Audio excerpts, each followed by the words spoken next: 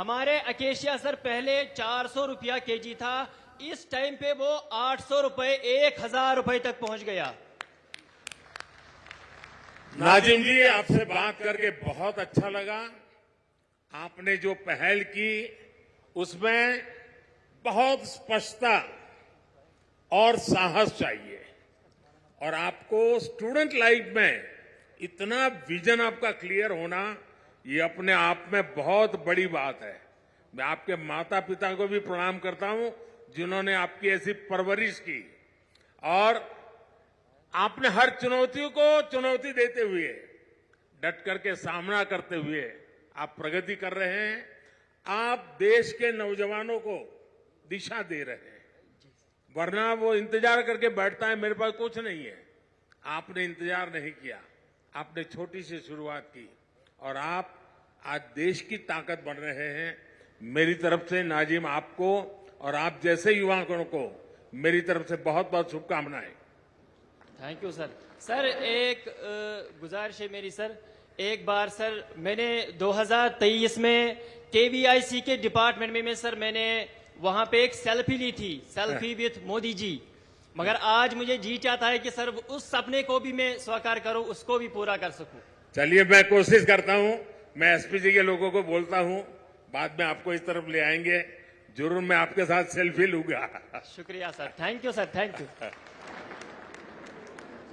मैं एलजी साहब से भी कह रहा हूं कि आपके इस मिशन को जितना बल दे सकते हैं, सरकार की तरफ से पूरा बल मिलेगा, क्योंकि आपके सपने बहुत बड़े हैं, और अंडर प्रिविलेज बेटियों की चिंता करना ये और बड़ी बात है। इसमें एक सामाजिक दृष्टिकोण भी है, तो मेरी तरफ से बहुत बहुत बधाई। जी सर, शुक्रिया। बहुत बहुत धन्यवाद प्रधानमंत्री महोदय। और अब हमारे सामने आ रही हैं हमीदा बानो। हमीदा बानो का ताल्लुक गांधरबल जिले से है। हमीदा बानो ने NRLM यानी नेशनल रूरल लाइवलीहुड्स मिशन के तहत दूध की पैदावार में नुमाया कामयाबी पाई है। माननीय प्रधानमंत्री महोदय, हमीदा जी, मैं आपको बहुत बहुत मुबारकबादी देता हूं, और मैं आपके विषय में, अपनी यात्रा के विषय में, ये सफलता की सीढ़ियां कैसे प्राप्त की, मैं जरूर आपसे सुनना चाहता हूं। जी आदाब सर, मेरा नाम हमीदा है। मैं ब्लॉक लॉ डिस्ट्रिक्ट गांधरबल से बोल रही हूँ। सर मैंने 12वीं पास किया था। 12वीं पास करने के बाद मैं घर में ही खेती बाड़ी के कामों में घर वालों की मदद कर रही थी। तो फिर 2013 में NRLM स्कीम आई, तो मैं इसके साथ जुड़ी। तो ये सर एक ऐसी स्कीम थी जो घर घर में गई और घर घर से हर एक औरत को बाहर निकाला, आप अपने पैरों पे खड़े हो सकते हो। तो उसके बाद मैंने NRLM से जुड़कर ही लोन लिया। तो वहां से मैंने एक गाय लाई, तो और अपने आसपास के घरों में देखा कि गांव में गाय पालने का काम आम है। तो वहां देखा मैंने कि जो दूध हम इस्तेमाल करते हैं, इसके बाद कुछ दूध बचता है जो जाया होता है। तो इसी पे मैंने काम किया, और मैंने 2019 में एक मैन्युफैक्चर यूनिट खोला, जिसमें मैंने इस दूध को प्रोसेस किया, जहां पे मैं एक पाउच पैकिंग करती हूं और दही भी बनाती हूं और मैं चीज भी बनाती हूं। सर इसमें एक खास बात ये थी कि मैंने न सिर्फ अपने आप को रोजगार दिया, बल्कि अपने साथ औरों को जोड़ा। जैसे मेरी बहनें, उनको जोड़ा, जहां से मैं दूध कलेक्ट करती हूँ। कितने और लोगों को रोजगार मिला होगा आपके कारण? जी सर, मैंने अपने साथ 5-6 बंधु को जोड़ा है। उसके अलावा अपने अच्छा, मिल्क प्रोसेसिंग में क्या क्या करती हैं? सर मैं मिल्क प्रोसेसिंग में पैकेट्स बनाती हूँ, जिसमें हम दूध वगैरह की क्वालिटी मेंटेन करते हैं। उसमें खास बात ये है सर कि जो हमारा दूध वहां से प्रोसेस होता है, उसमें कोई प्रिजर्वेटिव नहीं होता है, जो कोई बच्चा भी पी सकता है और बीमार भी पी सकता है, जिसकी उसकी सेहत ठीक रहती है। सर अच्छा, मार्केट मिल जाता है आपको? सर मार्केट इजी से आज मिल जाता है, क्योंकि अच्छा, ऑनलाइन आपने जो है। पैकेजिंग की पद्धति अपनाई है, जरा उसके विषय में भी बताइए। सर जो हम पैकेज करते हैं, उसमें हम सबसे पहले देखते हैं कि हम कैसे इसको मेंटेन करें, इसको कैसे बॉईल करें, इसको कैसे चिल करें, फिर इसके बाद इसको पैकेट्स में कैसे डालें, फिर कैसे क्रेड्स में डालें, फिर कैसे इसको मार्केट में डिलीवर करें। क्योंकि ये जो हमारा दूध है, इसकी जो लाइफ है 2 से 3 घंटे रहते हैं। 2 से 3 घंटे के बाद ये फट जाता है। तो इस दौरान हम देखते हैं कि क्वालिटी बराबर मेंटेन रहनी चाहिए। उसमें हमें बहुत सारे इश्यूज आए, क्योंकि मार्केट में बहुत सारा दूध अवेलेबल है जो प्रिजर्वेटिव है, जिसको 2 दिन भी निकलते हैं, 1 दिन भी निकलता है। तो पहले बहुत सारी प्रॉब्लम्स आई, लेकिन जैसे ही दुकानदारों ने समझा, लोगों ने ये दूध इस्तेमाल किया, तो उनको पता चला कि सही क्वालिटी क्या है, इससे हमें क्या फायदा है। हमीदा जी, आप इतना बड़ा काम कर रही हैं और इसके साथ साथ आप पोषण का भी काम कर रही हो। भारत सरकार का पोषण का बड़ा अभियान है। आप जिस प्रोडक्ट को लेकर के बाजार में गई हो, उसके कारण न्यूट्रिशन के जो इश्यूज होते हैं उसको भी एड्रेस कर रही हो। आप एनवायरनमेंट की भी चिंता कर रही हो और आप वैल्यू एडिशन भी कर रही हो। एक साथ आप अनेक काम कर रही हो। मैं आपको और आपकी पूरी टीम को बहुत बहुत बधाई देता हूं और मैं आज आप सबसे मुझे बात करने का मौका मिला, मैं आप सबका बहुत आभारी हूं और मैं समझता हूं आगे का कार्यक्रम आप बताइए, अब मुझे क्या करना है। सब हम बड़े खुलूस, बड़े अदब और बड़ी विनम्रता से आपसे गुजारिश करते हैं कि आप हमें अपने विचारों, अपनी भावनाओं और अपने शब्दों का आशीर्वाद दें। माननीय प्रधानमंत्री श्री नरेंद्र जी मोदी।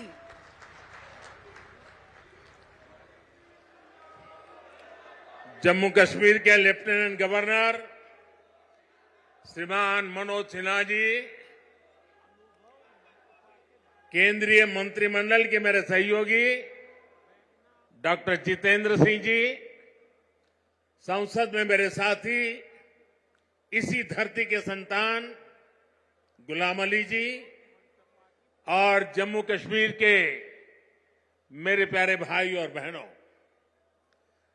धरती के स्वर्ग पर आने का ये एहसास, ये अनुभूति शब्दों से परे है। प्रकृति का ये अनुपम स्वरूप, ये हवा, ये वादियां, ये वातावरण और उसके साथ आप कश्मीरी भाई बहनों का इतना सारा प्यार। और मुझे बता रहे थे गवर्नर साहब के स्टेडियम के बाहर भी जम्मू कश्मीर के सभी लोग मौजूद हैं। 285 ब्लॉकों से भी करीब 1 लाख लोग टेक्नोलॉजी के जरिए जुड़े हुए हैं। मैं जम्मू कश्मीर की आवाम का आज हृदय से अभिनंदन करता हूं। ये वो नया जम्मू कश्मीर है जिसका इंतजार हम सभी को कई दशकों से था।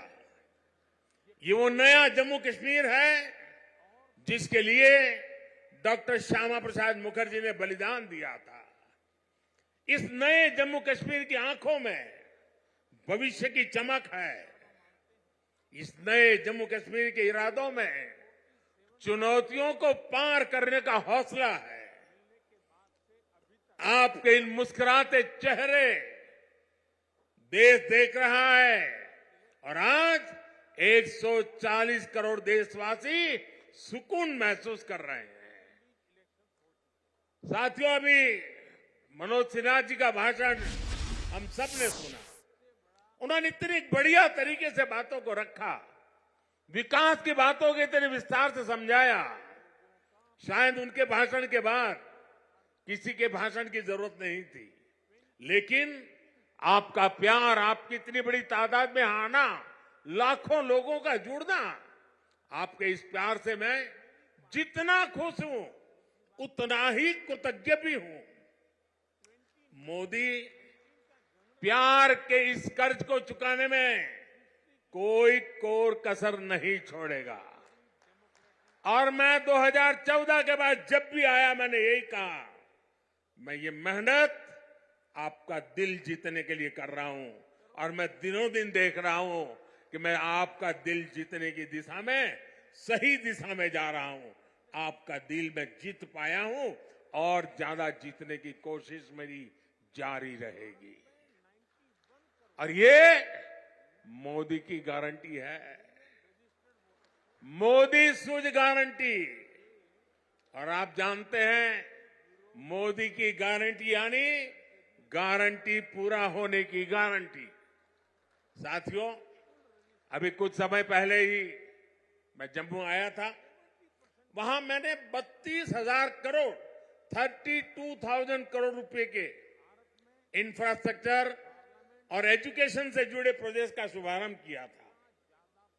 और आज इतने कम अंतराल में ही आप सबके बीच मुझे श्रीनगर आने करके आप सबसे मिलने का अवसर मिला है। आज मुझे यहां टूरिज्म और विकास से जुड़ी कई परियोजनाओं के शिलान्यास और लोकार्पण का सौभाग्य मिला है। किसानों के लिए कृषि क्षेत्र से जुड़ी योजना भी समर्पित की गई है। 1,000 युवाओं को सरकारी नौकरी के नियुक्ति पत्र भी दिए गए हैं। विकास की शक्ति, पर्यटन की संभावनाएं, किसानों का सामर्थ्य और जम्मू कश्मीर के युवाओं का नेतृत्व, विकसित जम्मू कश्मीर के निर्माण का रास्ता यहीं से निकलने वाला है। जम्मू कश्मीर केवल एक क्षेत्र नहीं है, ये जम्मू कश्मीर भारत का मस्तक है और ऊंचा उठा मस्तक ही विकास और सम्मान का प्रतीक होता है। इसलिए विकसित जम्मू कश्मीर विकसित भारत की प्राथमिकता है। साथियों, एक जमाना था जब देश में जो कानून लागू होते थे वो जम्मू कश्मीर में नहीं लागू हो पाते थे।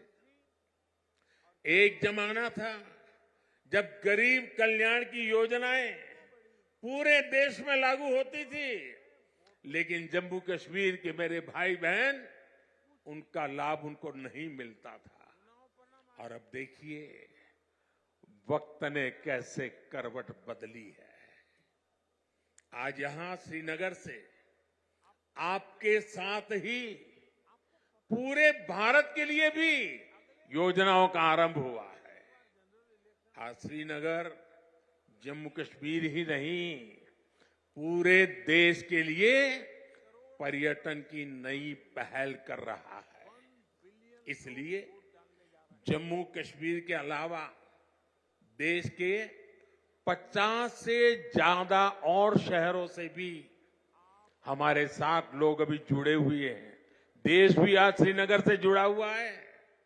आज यहां से स्वदेश दर्शन योजना के तहत 6 परियोजनाएं देश को समर्पित की गई है। इसके अलावा स्वदेश दर्शन स्कीम के अगले चरण का भी शुभारंभ हुआ है। इसके तहत भी जम्मू कश्मीर समेत देश के अन्य स्थानों के लिए करीब 30 परियोजनाओं की शुरुआत की गई है। आज प्रसाद योजना के तहत 3 परियोजनाओं का लोकार्पण हुआ है। 14 और परियोजनाओं को भी लॉन्च किया गया है। पवित्र हजरत बल दरगाह में लोगों की सहूलियत के लिए जो विकास कार्य हो रहे थे वो भी पूरे हो चुके हैं। सरकार ने 40 से ज्यादा ऐसी जगहों की पहचान भी की है जिन्हें अगले 2 वर्ष में टूरिस्ट डेस्टिनेशन के तौर पर विकसित किया जाएगा। आज देखो अपना देश पीपल्स चॉइस अभियान भी लॉन्च किया गया है। इससे एक बहुत बड़ा अनूठा अभियान है। देश के लोग ऑनलाइन जाकर के बताएंगे कि ये देखने जैसी जगह है और उसमें जो टॉप पर आएंगे उनके लिए सरकार पसंदीदा लोगों की चॉइस वाला स्थान के रूप में उसका पर्यटन स्थल के रूप में विकास करेगी। ये जन भागीदारी से निर्णय होगा। आज से प्रवासी भारतीयों को जो दुनिया में रहते हैं ना, क्योंकि मेरा उनसे आग्रह है कि आप डॉलर पाउंड लाओ या न लाओ, लेकिन कम से कम 5 परिवार जो बिन भारतीय हैं उनको हिंदुस्तान देखने के लिए भेजो। और इसलिए आज प्रवासी भारतीयों को भारत आने के लिए प्रोत्साहित करना, उनके दोस्तों को प्रोत्साहित करना, और इसलिए चलो इंडिया अभियान शुरू हो रहा है।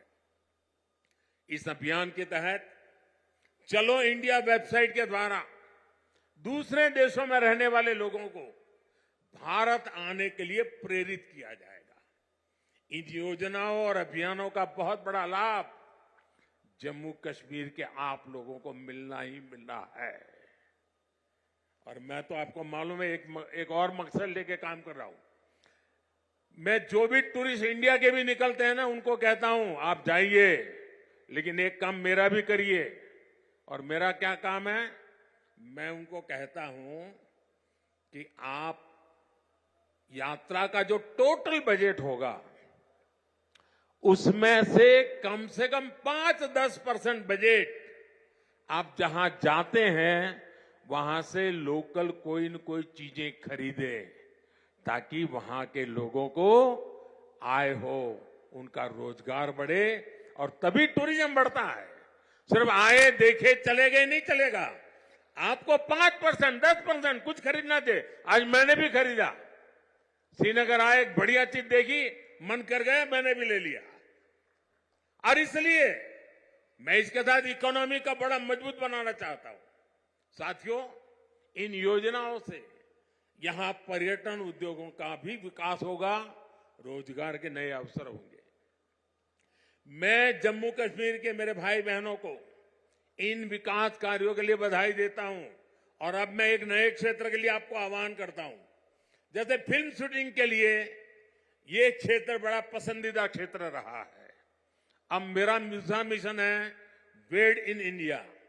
शादी हिंदुस्तान में करो। हिंदुस्तान के बाहर जो शादी करने के लिए अनाप शनाप रुपये डॉलर खर्च करके लोग आते हैं, जी नहीं, मेड इन इंडिया। अब कश्मीर और जम्मू के लोग, हमारे श्रीनगर के लोग, अब हमें मेड इन इंडिया के लिए लोगों को शादी के लिए यहां आने का मन कर जाए और यहां के पर बुकिंग करे, यहां 3 दिन 4 दिन बारात लेकर के आए, धूमधाम से खर्चा करे, यहां के लोगों को रोजी रोटी मिलेगी। उस अभियान को भी मैं बल दे रहा हूं। और साथियों, जब इरादे नेक हो, संकल्प को सिद्ध करने का जज्बा हो, तो फिर नतीजे भी मिलते हैं। पूरी दुनिया ने देखा कि कैसे यहां जम्मू कश्मीर में G20 का शानदार आयोजन हुआ। कभी लोग कहते थे जम्मू कश्मीर में कौन पर्यटन के लिए जाएगा। आज यहां जम्मू कश्मीर में पर्यटन के सारे रिकॉर्ड टूट रहे हैं। अकेले 2023 में ही 2 करोड़ से ज्यादा पर्यटक यहां आए हैं। पिछले 10 वर्षों में अमरनाथ यात्रा में सबसे ज्यादा यात्री शामिल हुए। वैष्णो देवी में श्रद्धालु रिकॉर्ड संख्या में दर्शन कर रहे हैं। विदेशी टूरिस्टों की संख्या भी पहले से 2.5 गुना बढ़ी है। अब बड़े बड़े स्टार भी, सेलिब्रिटी भी, विदेशी मेहमान भी कश्मीर में आए बिना जाते नहीं हैं। वादियों में घूमने आते हैं, यहां वीडियो बनाते हैं, रील बनाते हैं और वायरल हो रही है। साथियों, जम्मू कश्मीर में पर्यटन के साथ ही कृषि और कृषि उत्पादों की बहुत बड़ी ताकत है। जम्मू कश्मीर की केसर, जम्मू कश्मीर के सेब, जम्मू कश्मीर के मेवे, जम्मू कश्मीरी चेरी, जम्मू कश्मीरी अपने आप में इतना ही बड़ा ब्रांड है। अब कृषि विकास कार्यक्रम से ये क्षेत्र और मजबूत होगा। 5,000 करोड़ रुपए के इस कार्यक्रम से अगले 5 वर्षों में जम्मू कश्मीर के कृषि सेक्टर में अभूतपूर्व विकास होगा। विशेष तौर पर बागवानी और पशुधन के विकास में बहुत मदद मिलेगी। और अभी बहन हमीदा से जब मैं बात कर रहा था, पशुपालन को कैसी ताकत मिलने वाली है, ये बहन हमीदा से हम सीख सकते हैं। इससे रोजगार के भी हजारों नए अवसर तैयार होंगे। यहां किसानों के खातों में भारत सरकार ने करीब 3,000 करोड़ रुपए किसान सम्मान निधि के तौर पर सीधे भेजे हैं। फलों और सब्जियों को ज्यादा समय तक सुरक्षित रखने के लिए जम्मू कश्मीर में स्टोरेज क्षमता भी काफी बढ़ाई गई है। कुछ दिन पहले ही दुनिया की सबसे बड़ी भंडारण स्कीम शुरू की गई है। इसके तहत जम्मू कश्मीर में भी अनेकों नए गोदाम बनाएंगे।